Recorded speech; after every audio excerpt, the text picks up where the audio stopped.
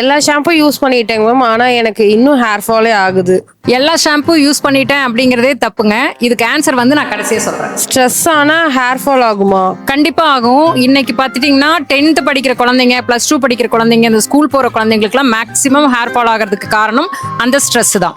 நான் night shift தான் work பண்றேன். இதனாலயும் ஹேர் ஃபால் ஆகுமா? நைட் ஷிஃப்ட்னால ஹேர் ஃபால் ஆகாதுங்க. ஆனா ஒரு நாளைக்கு மினிமம் 6 hours ஆவது நீங்க தூங்கணும்.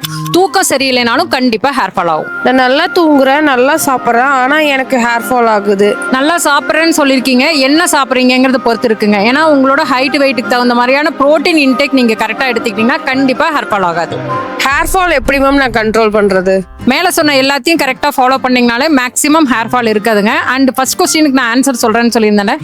இன்னைக்கு டீனேஜர்ஸ் என்ன தப்பு பண்றீங்க அப்படின்னா, ஒரு இன்ஃப்ளூயன்சரோ அல்லது ஒரு ஆக்ட்ரஸோ ஒரு பிராண்டை வந்து ப்ரொமோட் பண்றாங்கன்னா உடனே அதை வாங்கி நம்ம யூஸ் பண்ணலான்னு பண்றீங்க. ஸோ அடுத்த நாளே பார்த்தீங்கன்னா அவங்க வேற ஒரு ப்ராடக்ட்டுக்கு வந்து அவங்க ப்ரொமோஷன் பண்ண ஆரம்பிச்சிருவாங்க. நீங்க என்ன பண்ணுவீங்க?